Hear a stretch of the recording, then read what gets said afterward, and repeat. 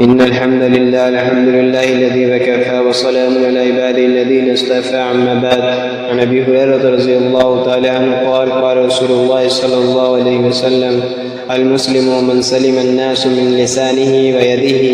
حضرت ابو ہریرہ رضی اللہ تعالیٰ عنہ سے روایت ہے کہ اللہ کے رسول صلی اللہ علیہ وسلم نے فرمایا صحیح مسلم وہ ہے جس کی زبان اور ہاتھ سے لوگ محفوظ ہوں۔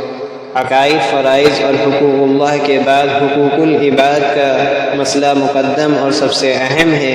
یہ بات محقق ہے کہ اللہ تعالیٰ چاہے گا تو اپنے حقوق معاف کر دے گا، لیکن بندوں کے حقوق اور مطالبات کو معاف کرنا اس نے بندوں ہی کے اختیار میں دے رکھا ہے۔ مسلم کی ایک روایت میں آتا ہے کہ آپ نے صحابہ کرام کی ایک مجلس میں سوال فرمایا کہ جانتے ہو کہ کنگال اور تہہ دست کون ہیں؟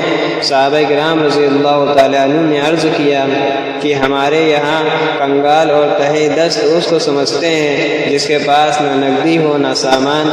آپ نے فرمایا میری امت میں مفلس کنگال وہ ہے جو قیامت کے دن نماز، روزہ، زکوٰۃ سب لے کر آئے گا، لیکن کسی کا خون بہایا ہوگا، کسی کو گالی دی ہوگی، کسی پر تہمت لگائی ہوگی، کسی کا مال کھایا ہوگا، کسی کو مارا ہوگا، تو قیامت میں اس کی نیکیاں ان لوگوں کو دے دی جائیں گی، اور جب نیکیاں بھی ختم ہو جائیں گی اور مطالبے باقی ہوں گے تو ان کے گناہ اس پر لاد دیے جائیں گے، پھر وہ جہنم میں پھینک دیا جائے گا۔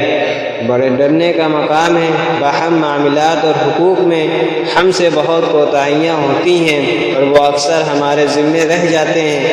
اس زمانے میں بڑے عبادت گزاروں، نوافل کا اہتمام کرنے والوں کو بھی اس میں تساہل برتتے دیکھا گیا ہے۔ خاص طور پر زبان کی حفاظت کا مسئلہ بہت ہی اہم ہے۔ اس کو سنبھالنا بڑا مشکل ہوتا ہے، اس سے کسی کو تکلیف نہ پہنچے، کسی بندہ خدا کا دل نہ دکھے، بڑے دل گردے کا کام ہے۔